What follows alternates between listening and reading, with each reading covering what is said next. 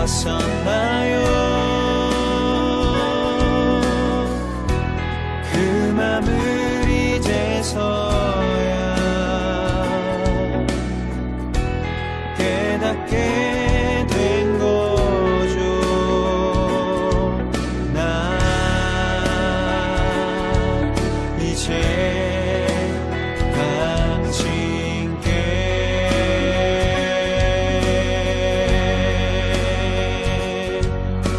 나 이제 당신 앞에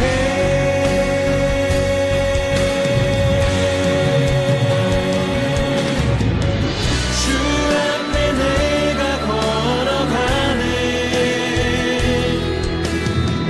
주 손길 나를 만지시네. 나의 아버지 나를 안아주시네. 힘들어하지 말라고 우리 곁에 있다고.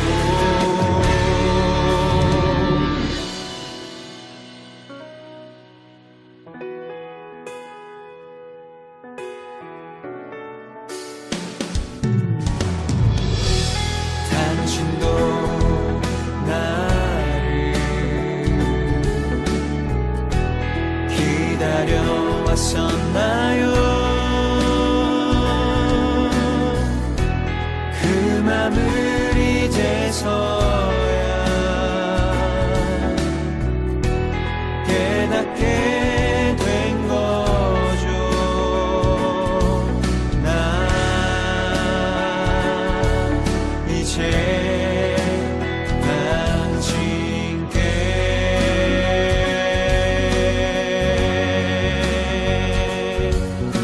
나 이제 당신 앞에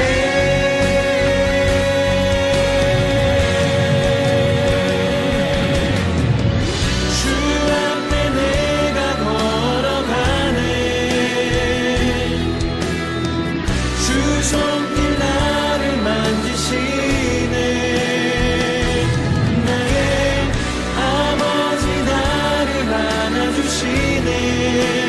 힘들어하지 말라고 우리 곁에 있다고. 주 앞에 내가 걸어가네. 주 손길 나를 만지시네. 나의 아버지 나를 안아주시네. 힘들어하지 말라고 우리 곁에 있다고.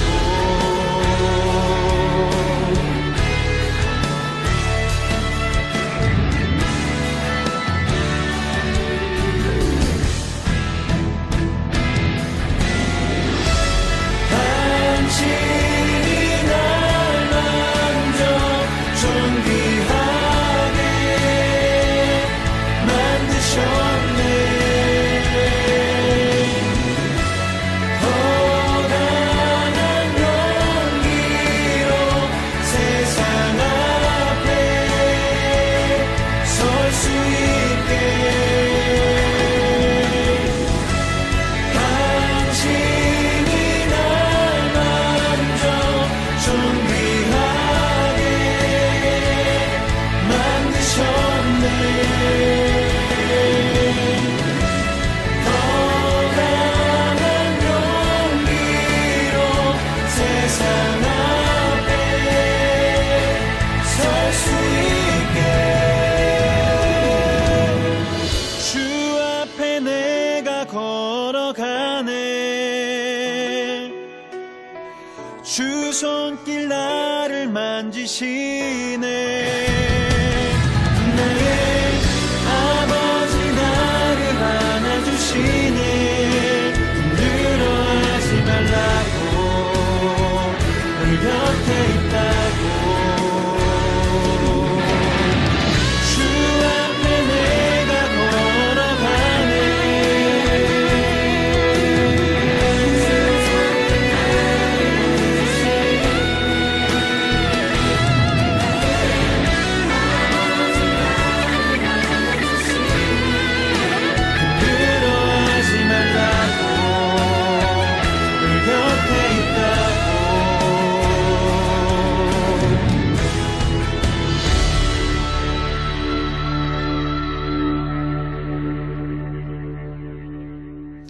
오늘은 여러분과 침묵 기도에 대해서 좀 배워볼 텐데, 다시 말씀드립니다. 기도에 대해서 배우셨다면 작은 거 하나라도 한번 여러분의 삶에 바로 오늘 이 저녁부터 적용하셨으면 좋겠습니다. 오늘 우리에게 주시는 주님의 말씀은 시편 62편 1절과 2절, 그리고 요한복음 14장 26절의 말씀입니다.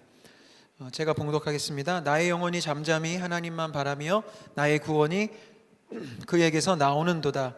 오직 그만이 나의 반석이시요 나의 구원이시요 나의 요새이시니 내가 크게 흔들리지 아니하리로다. 두 번째 본문입니다.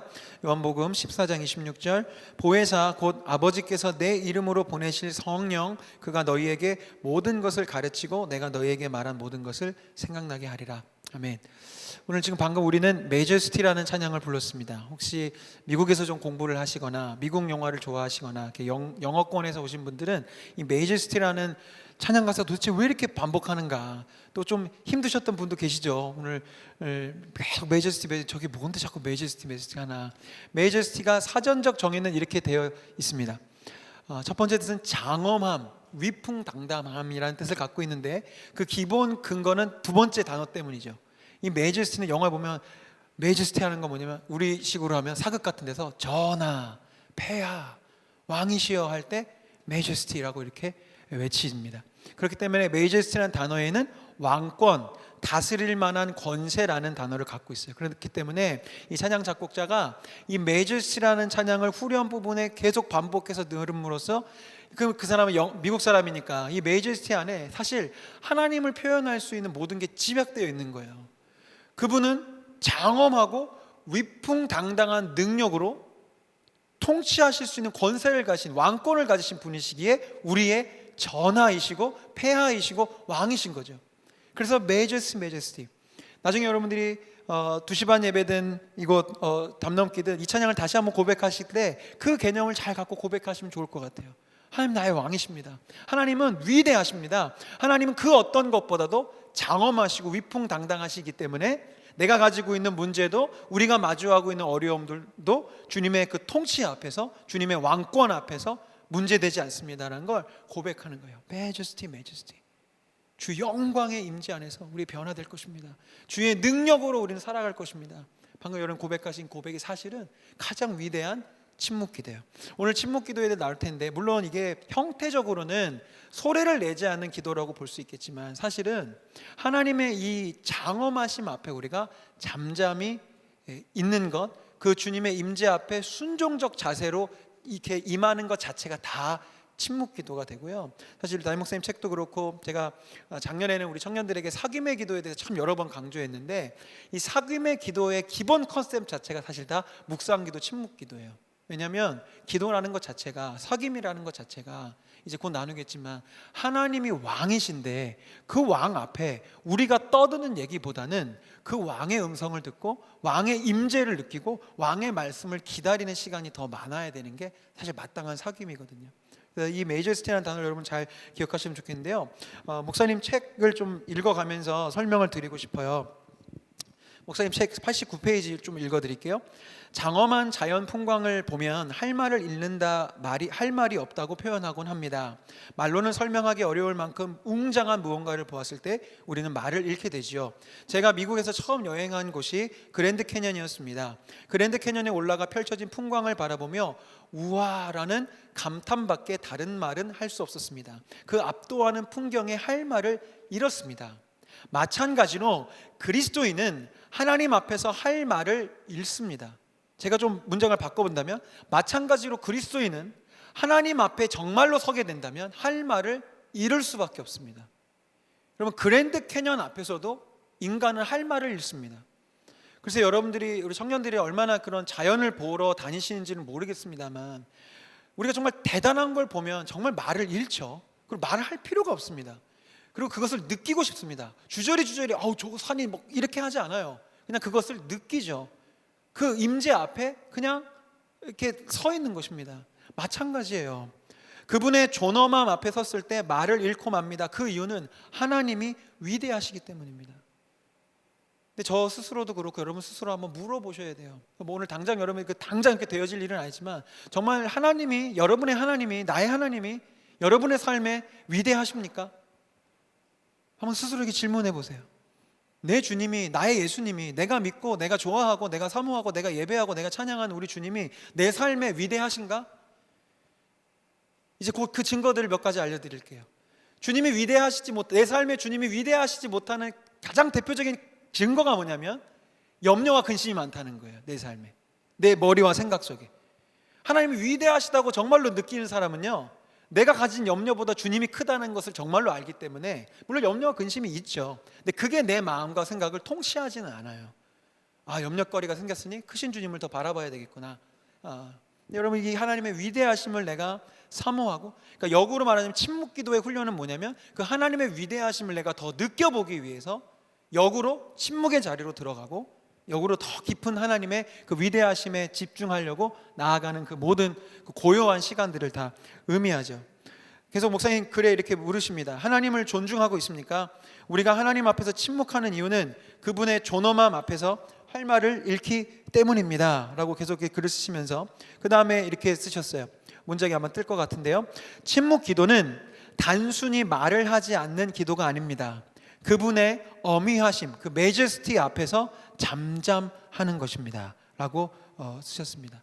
그래서 목사님 책에 보니까요, 이 하나님의 그 메제스티, 어미하심 앞에 쓰지 못할 때 나타나는 태도가 있는데, 특별히 예배에 비추어 볼 때 이런 태도가 있는 예배자들은 내가 하나님을 예배한다 하지만 사실은 하나님의 그 메제스티, 위대하심 앞에 잠잠하지 못하고 있는 겁니다. 첫 번째 경우는 예배 시간에 습관적으로 늦는 것.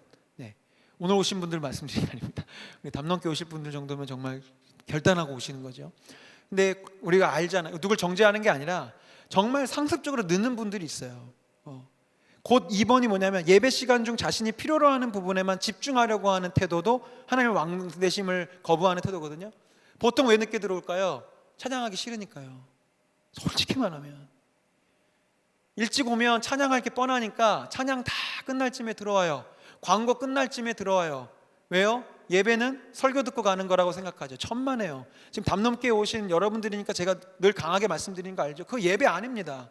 여러분, 설교 들으러 오는 거 뭐 강의 들으러 오십니까? 설교 듣는 건 예배가 아닙니다. 예배의 요소 중에 하나고 교회의 본질 중에 사도의 가르침을 듣는 그 부분이 예배 중에 있을 뿐이지 설교를 듣고 가는 게 예배가 아니에요. 예배는 내가 주님께 드리는 모든 것입니다. 나의 에너지입니다. 가만 보면, 물론 여러분 설교 시간에 엄청난 에너지를 쏟으시는 거 압니다. 졸지 않기 위해서. 집중하기 위해서 에너지를 쏟으시는 거 알지만 여러분, 진짜 이 예배에 있어서 가장 많은 에너지를 쓰실 때는 언제인 줄 아세요? 찬양하고 기도하는 시간이에요. 물리적인 에너지도 마찬가지지만 내 영적인 에너지도, 설교는 여러분 수동적으로 들으시는 거죠. 깨달으며 받아들이는 거죠. 물론 내 안에 내 영이 계속 그 말씀 가운데 아멘하며 반응하고 적극적으로 동참하는 부분이 물론 있지만, 가만 보면 사실은 여러분들이 주님을 예배한다는 것 중에서 가장 핵심적인 예배, 하나님을 왕으로 높여드릴 수 있는 시간은 사실은 찬양하는 시간입니다. 그래서 적어도 이 자리에 지금 모이신 여러분들만큼은 앞으로 찬양하는 시간을 사모하십시오. 그런 분 전혀 없겠지만 이 자리에는 찬양은요, 설교 듣기 전에 준비하는 시간이 아니고요, 설교자가 준비할 수 있도록 시간 때우는 게 절대 아니에요. 예배의 임재 안에서 주의 음성을 듣겠다는 그 포인트에 설교가 있을 뿐입니다. 그러니까 여러분들 예배에 습관적으로 늦는 태도를 버리시고 찬양하는 그 하나님을 왕으로 여기는 시간에 더 일찍 준비하면서 나오셨으면 좋겠고요. 이 두 번째 말씀드렸죠. 필요로 하는 부분에만 집중하는 거 버리셔야 돼요. 나는 예배 시간에 찬양하는 게 좋아. 역으로 우리 나비 담넘기 때는 그런 일이 전혀 없지만 예전에 들었어요. 마커스 집회 한창 할 때 김남곤 목사님이 혼냈대요. 많은 젊은이들이 찬양 끝나니까 막 나가는 거야. 목사님 설교하려고 섰는데 이제 마커스 찬양 끝났다고 나가는 거야. 그 소리 지르면서 혼내셨대요. 지금 뭐 하고 있는 거냐고. 혼날만 해요. 여러분, 찬양하고 싶어서 찬양하고 나가는 건 예배 아니죠. 그렇죠? 나 찬양하고 싶어서 하고 가는 거 무슨 뭐 노래방 왔습니까? 찬양하는 것도 중요하지만 또 반대로 말하면 말씀 듣고 그 말씀 앞에 반응해서 내가 결단하고 기도하는 것까지가 다 예배이기 때문에 그게 필요해요. 저도 청년 설교를 계속 하다 보니까 사실 매주에 지금은 이제 코로나 이후에는 진짜 예배 드릴 분들이 와서 그런지 그런 경우가 거의 없는데, 작년에 제가 제일 설교자로서 훈련받고 힘들었던 게 뭐냐면 설교 중간에 나가는 사람 때문에 힘든 걸 제가 많이 훈련해야 했었어요. 물론 다 사정들이 있겠지만 이렇게 느껴져요. 아, 듣기 싫어서 나가는구나. 담임 목사님이 아니라서 나가는구나. 여러 가지 이유로 나가요. 그게 글쎄요, 뭐 각자의 사정이 있는 분들에게는 제가 죄송한 마음입니다만, 제가 보면 다 예배를 자기 마음에 맞춰서 취사 선택하는 거예요. 내가 듣고 싶은 설교를 하니까 앉아 있고, 내가 듣기 싫은 얘기를 하니까 나가고, 내가 기대했던 설교자가 아니니까 나가고. 이런 태도가 여러분 예배자의 태도가 아닙니다. 예배자는요, 하나님의 왕되심 앞에 그냥 침묵하고 순종하고 기다릴 수 있는 거 필요해요. 세 번째는요, 이 하나님을 왕으로 여기지 않는 세 번째 증거가 뭐냐면 게으른 삶의 태도와 불성실한 삶의 태도예요. 뭐 이 주제에 대해서는 다른 설교로 나눌 게 많으니까 다루진 않겠습니다. 그래서 하나님의 왕이시니까 내가 성실히 종된 입장에서 살아가는 그런 태도를 말씀하시는 것 같아요. 그런데 여러분, 다시 말씀드리지만 침묵 기도는 단순히 내가 생각으로만 이렇게 묵상으로만 기도하는 게 그게 핵심 포인트가 아니고요, 하나님의 임재 앞에 완전히 내가 낮아지는 것, 그것이 침묵 기도의 핵심인데, 한 번 더 이 책에 있는 문장을 한번 보겠습니다. 95페이지인데요 제가 읽어드릴게요. 침묵 기도는 하나님을 전인격적으로 인정하는 고백입니다. 이 전인격은 몸과 영과 혼을 의미해요. 침묵 기도는 하나님의 권리를 인정하는 내어드림입니다. 부르짖는 기도를 넘어서 나의 영혼이 잠잠히 하나님을 바라보는 것입니다. 내 삶의 문제를 온전히 하나님께 맡기는 이 기도를 통해 하나님과 깊은 교제에, 어떤 교제요? 깊은 교제에 들어갈 수 있습니다. 침묵이 아니고는, 조용한 곳이 아니고는 하나님만을 바랄 수가 없습니다 라고 이렇게 되어 있어요. 여러분, 기도는요, 기도의 핵심 뭐냐면 기도는 하나님과 교제하는 게 핵심이에요. 잘 알고 계시죠? 아까도 말씀드린 기도의 핵심은 뭐냐면 얼마나 내가 오랜 시간을 기도했느냐, 내가 얼마나 간절히 기도했느냐, 내가 얼마나 많은 방언으로 기도했느냐, 얼마나 금식하며 기도했느냐가 포인트가 아닙니다. 기도의 핵심은 내가 주님과 대화했느냐예요. 주님과 교제했느냐예요. 교제가 우리 식으로 사귄다는 겁니다. 여러분, 누군가 사귀어 보셨죠? 뭐 남녀간의 사귐도 포함돼서 뭐 친구들 사귀면 제일 딱 밥 마신 친구는 누굽니까? 밥 마신 남자친구, 여자친구 누굽니까? 지할만 하는 사람. 누굽니까? 아유, 역시 똑똑하십니다. 지할만 하는 친구 진짜 만나기 싫지 않습니까? 왜 저를 그렇게 그런 눈으로 쳐다보십니까? 저 그런 친구 아니에요. 만나면 자기 얘기만 하고 그런 불편하잖아요. 얘기의 양을 떠나서 자기 주장만 하는 남자친구, 여자친구 사귀기 힘들죠. 자기 주장만 계속하고 내 얘기는 들어주지 않고. 근데 보세요, 간단해요. 기도가 뭐라고요? 하나님과의 대화고 하나님과의 사귐이고 하나님의 교제인데, 간혹 우리가 이 침묵 기도의 이 핵심 가치를 모르면 기도한다 하지만 우리가 이런 참 사귀기 힘든 남자친구, 여자친구처럼 하나님 앞에 기도할 때가 많아요. 물론 지난주에 김승태 전사님이 바른 청원 기도와 그 청원 기도에 서려 있는 그 하나님 아버지의 마음, 우리가 무엇이든 간구할 수 있고 우리 아빠 하나님께 매달려 간구할 수 있는 그 특권이 우리에게 있는 건 분명합니다만, 여러분, 관계가 조금 더 성숙해지고 깊어진다는 건 뭐예요? 나만 얘기하는 게 아니라 그가 얘기하는 것도 들으려고 하고, 그의 뜻은 무엇일지 헤아려 보려고 하고, 나는 오늘도 영화를 보고 싶은데 지금 내 여자친구는 뭐 하고 싶을지 기다려주는 그런 마음들이 필요하잖아요. 침묵 기도가 바로 그 기다림을 의미해요. 하나님, 제가 이거 필요하고요, 저거 필요하고, 제가 이것 때문에 괴롭고요, 저 친구 때문에 괴롭고요. 물론 이렇게 기도하셔야 합니다. 그건 우리 자녀의 특권이니까요. 근데 그렇게 기도했다면 어느 순간이 됐을 때는 그 기도의 시간 가운데 침묵의 타이밍으로 쓱 들어가야죠. 왜? 나만 얘기할 수 없잖아요. 하나님도 얘기하셔야죠. 그 부분에 대해서 목사님 이렇게 쓰셨어요. 기도란 하나님과 소통하는 것입니다. 일방적으로 떠드는 기도로는 하나님과 교제할 수 없습니다. 잘 기억하세요. 일방적으로 떠드는 다다다다다 하고 뭐 나무 뿌리를 뽑는 일방적인 기도, 그거 깊은 교제로 갈 수 없습니다. 우리 신앙의 오류는 열심히 기도하지만 하나님과 교제하지 않는 데서, 하나님과 사귀지 않는 데서, 하나님과 대화하지 않는 데서 옵니다. 열심히 기도하지만 하나님의 음성을 들으려 하지 않습니다. 이어서 글을 이렇게 쓰셨습니다. 훌륭한 영성은 침묵 가운데서 하나님을 만나는 것입니다. 우리가 청원하다가도, 주님께 이거 주세요, 저거 주세요 부탁하다가도 침묵으로 들어갈 때 하나님과의 교제가 이루어집니다.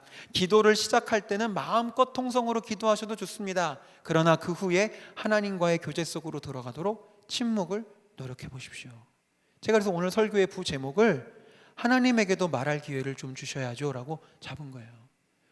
여러분, 하나님께도 말할 기회를 좀 주셔야죠.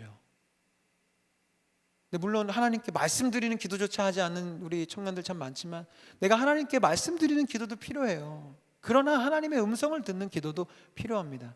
이것만 가지고도 우리 제자훈련 때 뭐 한 주 이상 하는 거 잘 아시겠지만 짧게 다시 한번 요약해서, 그러면 하나님의 음성을 듣는 게 뭡니까? 침묵 가운데, 묵상 가운데 주의 음성을 듣는 게 뭡니까? 산신령 같은 목소리를 듣는 건가요? 물론 산신령 같은 목소리를 들려주실 때도 있겠죠. 저는 아직까지는 없었습니다. 근데 성경을 보면요, 우리 주님이 침묵과 이 묵상 가운데 우리에게 말씀하시고 우리에게 할 말을 하실 때 그 루트가 뭐냐면 마음과 생각을 통해 하신다는 것을 알게 됩니다. 우리 말씀을 한 구절 다시 한번 볼게요. 아까 우리가 읽었던 구절인데요, 요한복음 14장 26절. 여러분 비록 마스크를 쓰셨지만 한번 읽어보겠습니다. 시작.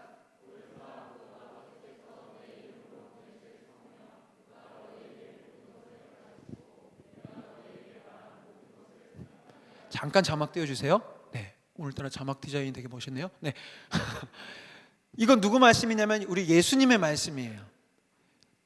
예수님은 거짓말하지 않으시는 거 믿으시죠? 아멘. 그죠? 예수님 말씀이에요. 어느 신학자의 견해가 아니고 신학자의 비유적 표현이 절대 아니에요. 성령님이 누군지 너무나 잘 알고 계셨던 삼위일체 하나님 중에 한 분이신 예수께서 삼위일체의 한 분이신 성령님에 대해서 이렇게 설명하시는 거예요. 보혜사 곧 아버지께서 내 이름으로 너에게 보내실 성령이 너에게 임하실 텐데 그럼 뭐 하는 거야? 가르쳐 줄 거야. 음성으로요? 막 들리는 걸로? 아니, 생각나게 하는 걸로. 제가 이 구절을 예전에 이 음성 듣기에 제가 막 시달리고 있을 때, 난 왜 안 들릴까? 난 전도사인데 왜 안 들릴까? 이렇게 고민할 때 이 구절이 정말 새롭게 다가오면서 저에게 복음이었어요. 아, 그렇구나. 우리 주의 음성은 생각을 통해, 나의 마음을 통해 그렇게 오는 것이구나 라는 걸 깨닫게 됐습니다. 물론 이것을 분별해가는 훈련의 과정도 필요하게 합니다만 여러분 너무 그것 때문에 시달릴 거 없어요.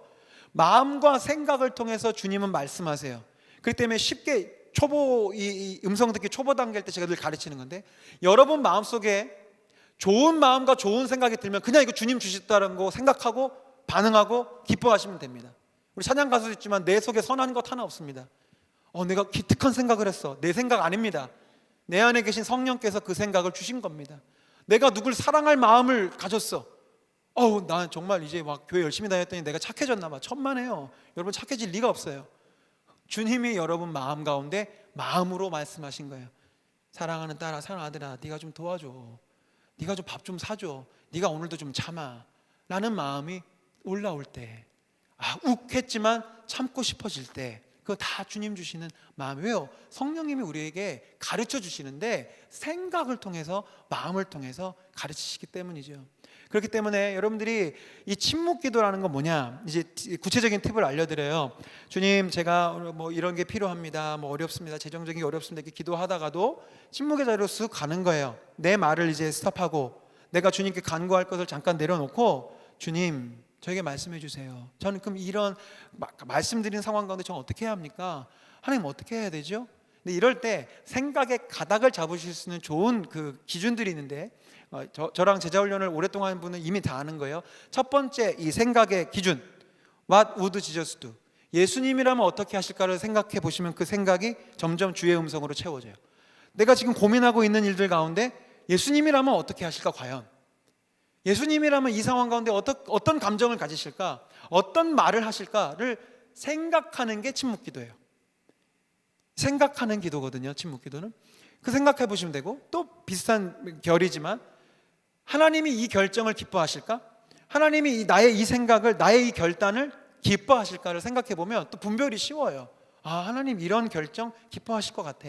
내가 이 직장을 가려고 하는 거 기뻐하실 것 같아. 그냥 여전히 고민이 되면 계속 하나님하고 고민하면 돼요. 근데 진짜 기뻐하시겠다 라고 생각이 들 때 그럼 움직이시면 돼요. 왜? 말씀드렸죠? 주님을 기쁘시게 하려고 하는 내 마음의 결단도 물론 주님께서 주신 은혜지만 그 마음이 성령께서 주시지 않고선 우리 죄된 인간은 주님을 기쁘시게 하기보다는 내 기쁨을 위해 달려갈 수밖에 없기 때문에 이 두 가지 기준이 중요한데, 또 한 가지 중요한 팁, 세 번째 팁, What would Jesus? 예수님은 어떻게 하실까? 그 다음에 하나님이 기뻐하시는 것은 뭘까? 고민하는 태도 필요하고, 세 번째 뭐냐면 침묵하고 주님의 음성 듣기 기도 이렇게 이제 청년들 훈련하다 보면 그런 질문을 많이 받아요. 목사님 기도하려는데 자꾸 잡념이 떠올라요. 자꾸 기도 빨리 끝나고 해야 될 게 생각이 나서 이게 침묵 기도가 안 돼. 저는 천상 와다다다 기도해야 되나 봐요. 아니요. 여러분 그 잡념, 그 망상, 그 어떤 생각들이 바로 여러분이 기도해야 될 주제입니다. 무슨 말이냐면 하나님께 기도하려고 주님의 음성을 들으려고 하는데 자꾸 예를 들면 자꾸 게임하고 싶은 생각이 자꾸 들어. 빨리 기도 끝내고 빨리 저기 모바일 게임 해야 되겠다. 그러면 그 생각을 막 물리치려고 애쓰지 말고 나는 왜 지금 이 시간에 모바일 게임을 하고 싶은 마음이 들까를 잡아서 기도를 시작 들어가는 거예요. 이해되십니까? 왜냐하면 내가 주님께 기도하겠다고 하는데도 치고 들어오는 생각 정도라면 내가 심각하게 주님과 다뤄야 될 주제예요. 꺼버릴 주제가 아니라 기도해야 되는데 그 생각하면 안 돼. 기도해야 되는데 이거 생각하면 안 돼. 그렇게 한들 그 문제가 여러분의 삶에 해결되는 게 아니에요. 내가 지금 하나님께 집중하려고 하는데 자꾸 떠오르는 사람, 떠오르는 염려, 떠오르는 망상이 있다면 그걸 붙잡고 기도해야 돼요. 그게 때로는 여러분들이 가장 중요하게 고민하고 기도하고 중보해야 될 주제일 수도 있고요, 또 죄의 문제일 수도 있고요, 내가 해결하지 못한 욕망일 수도 있어요. 그런데 침묵의 자리에 들어가 봐야 발견이 되는 거예요. 그렇지 않겠어요? 계속 모바일 게임하고 있으면 몰라요, 내가 지금 무엇에 매여 있는지. 근데 기도를 하려고 들었더니 자꾸 게임 장면이 자꾸 생각나. 기도하려고 했더니 어떤 그 염려거리가 계속 생각나. 그러면 그걸 붙잡고 기도하는 거예요. 이따가도 우리가 결단하면 찬양하고 기도할 때 마찬가지일 거예요. 여러분 찬양하는데 오늘 찬양 정말 가사 엄청 간단한 찬양 준비하고 있거든요. 여러분들 슬슬 지루해지실 타이밍이 올 거예요. 어느 막 하다 보면 그때 떠오르는 생각들과 감정들을 붙잡고 기도에 들어가야 돼요. 나는 왜 지금 지루하지? 나는 지금 왜 지금 찬양의 이 시간에 지금 무슨 생각을 하고 있지? 말씀드려요. 그거를 두려워하거나 피하실 게 아니라 바로 그 부분이 지금 여러분들이 가장 흔들리고 있는 부분, 가장 고민하고 있는 부분일 수 있어요. 그래서 우리는 이 저녁에 하나님의 그 임재 앞에 젖어드는 시간을 갖기를 원하는데, 왜냐하면 성령님이 내 안에서 그 일을 하고 계세요. 우리 말씀 한번 보겠습니다. 로마서 8장 26절과 27절 말씀입니다. 제가 좀 읽어보겠습니다. 이와 같이 성령도 우리의 연약함을 도우시나니 우리는 마땅히 기도할 바를 알지 못하나 오직 성령이 어떤 탄식이요? 말할 수 없는 탄식으로 우리를 위하여 친히 간구하고 계십니다. 마음을 살피시는 이가 성령의 생각을 아시나니 이는 성령이 하나님의 뜻대로 성도를 위하여 간구하고 계세요. 그래서 우리가 왜 성령의 임재 가운데, 하나님의 임재 가운데 젖어드는 이 침묵의 시간이 필요한가? 주님이 정작 우리 안에서 하고 계신 일이 바로 이 침묵 기도예요. 이 침묵의 결이 좀 완전히 달라요. 나를 너무너무 사랑하셔서 말할 수 없는 탄식으로 지금 나를 위해 기도하고 계세요. 그러니까 우리는 침묵 가운데, 말할 수 없는 상황 가운데 그 말할 수 없는 탄식으로 기도하는 주님과 만나야 돼요. 왜? 주님이 지금 날 위해 그렇게 기도하고 계시다니까요. 주님이 하나님의 뜻대로 나를 위해 생각과 마음을 불어넣어주고 계시다니까요. 내 안에서, 내 속에서. 그래서 우리는 그 하나님의 임재 안으로, 그 하나님의 그 말씀 안으로 들어가야 돼요. 이 책에 딱 시작되는 부분에 담임 목사님께서 침묵 기도를 이렇게 한 문장으로 정의해 두셨습니다. 뭐라고 적어 놓으셨냐면, 침묵 기도는 하나님 앞에서 자신을 열고 하나님의 품에 안겨 머물러 있는 것, 그분의 인도를 바라며 기다리는 기도다. 잠깐만 다시 한번 보세요. 뭐가 침묵 기도라고요? 하나님 앞에서 자기를 여는 거. 하나님, 내가 왔습니다. 하나님, 이제 나는 말 안 할 테니 주님 말씀해 주십시오. 자기를 열고, 내 귀를 열고, 내 마음을 열고 하나님의 품에 안겨서 주님이 내려주시는 그 성령의 비에 젖어드는 시간이에요. 나를 향한 주님의 마음이 이거구나. 주님이 나에게 지금 요청하시는 감정이 이거구나. 하나님이 나한테 요청하시는 생각이 이거구나. 젖어드는 거예요. 그러면 애쓰지 않아도 기도를 마치고 일어섰을 때 여러분의 행동은, 여러분의 삶은 바뀌어져 있을 거예요. 여러분, 오늘 이 저녁에 우리가 성령의 비에 흠뻑 젖는 시간이 됐으면 좋겠어요. 비가 막 내리면 빗소리 외에는 들리지 않는 거 아시죠? 처음엔 한 방울 두 방울 있는 것 없는 것처럼 내려지는 내 삶의 주님의 임재가, 내가 그 주님의 임재를 사모하면서 하늘의 문을 바라보고 있을 때 하늘의 소나기가 내 삶에 부어지기 시작하면 다른 모든 소리들은 사라지고 주님의 생각과 마음의 음성들만이 나를 채우기 시작할 것입니다. 오늘 그것을 사모하며 시간 결단하며 기도하고요. 이제 오늘뿐만이 아니라 여러분 삶의 자리에 돌아가셔서, 저는 침묵 기도를 어느 순간 배우고 나부터 모든 순간이 기도가 돼요. 왜요? 주님하고 생각만 하면 되는데, 운전을 하다가도 사무실에 앉아 있다가도 어디 특별히 기도실을 가지 않아도 주님하고 같이 생각만 하면 그게 다 침묵의 기도가 됩니다. 이렇게 주님의 임재 안에 젖어들면서 그렇게 나아갈 수 있는 여러분 되셨으면 좋겠어요. 우리 함께 찬양하며 결단하며 나아가겠습니다. 내게 비가 내리네, 내게 바람 불어오네, 하늘의 음성 들리네. 내게 비가 내리네, 내게 바람 불어오네, 하늘의 음성 들리네. 내게 비가 내리네, 내게 바람 불어오네, 하늘의 음성 들리네. 내게 비가 내리네, 내게 바람 불어오네, 하늘의 음성 들리네. 내게 비가 내리네, 내게 비가 내리네, 내게 바람 불어오네, 하늘의 음성 들리네.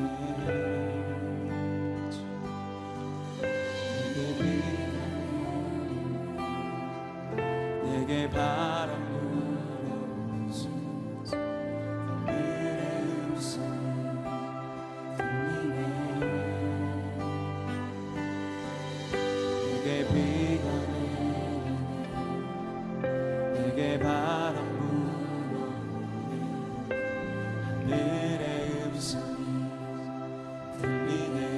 내게 바람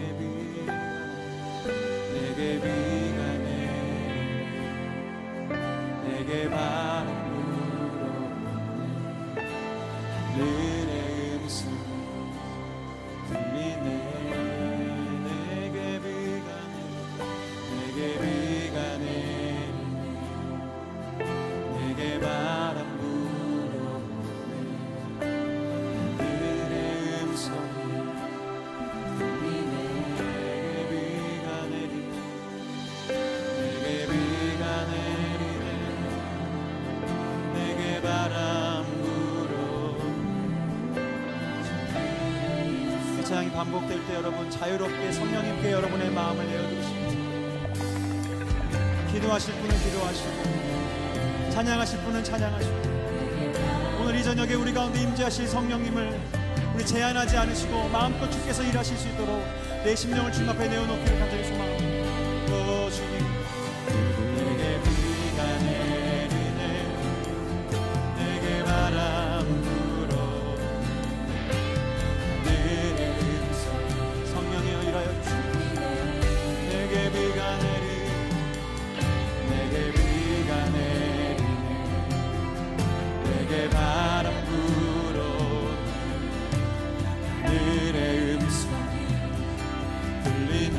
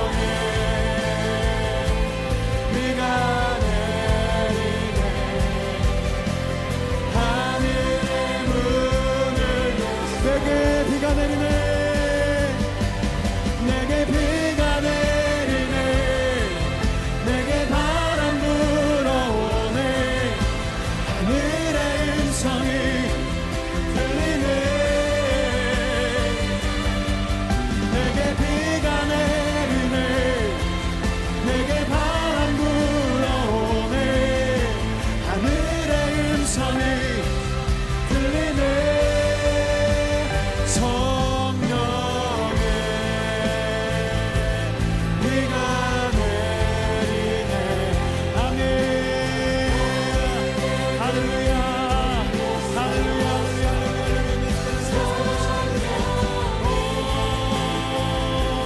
비가 내리네. 오 주님, 오늘 이 시간 우리에게 주의 성령의 비를 내려주시옵소서. 하나님을 간구하며 주님을 간구하며 나갑니다. 하나님의 영광의 빛으로 우리의 마음을 시작하여 주시옵시고, 하나님 여기 있는 한 영혼도 오늘 그냥 왔다 그냥 돌아가는 일 없기를 간절히 소망합니다. 하나님 주의 성령의 불길로, 성령의 담비로, 성령의 놀라우신 불길로 우리 몸을 주옵소서. 에스겔의 환상처럼 마른 뼈가 살아나게 해주시옵시고, 아버지 하나님 이 시간 주님의 영을 간구하며 나가는 우리 모두에게 우리 모든 연약함들을 물러나고 하나님의 놀라운 권능이 임할 수 있도록 성령의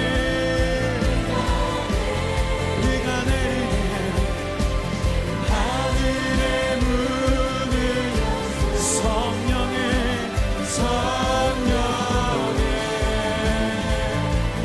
비가 내리네. 하늘의 문, 우리 주님 오십니다. 우리 주님 오십니다. 성령의 비가 내리네. 하늘의 문을 너는 내게 부르짖으라. 내가 내게 응답하겠고 내가 알지 못하는 그 기이한 일을 오늘 우리에게 보이실 것입니다. 할렐루야. 하늘의 문을 여소서. 성령의 비가 내리네. 하늘의 문을 여소.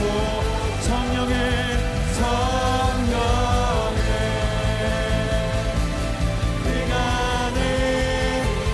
내리네. 하늘의 문을 여소서. 성령의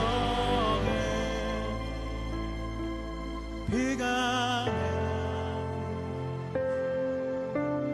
하늘의 문 여소서.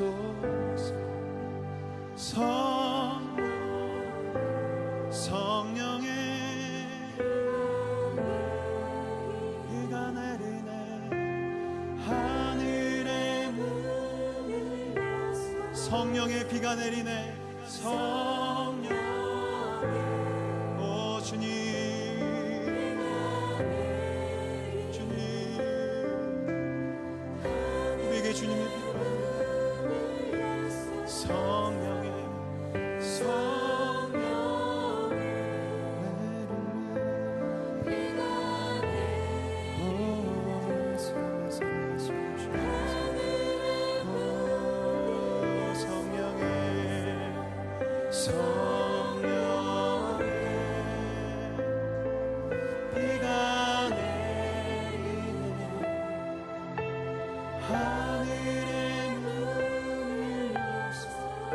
찬양합시다.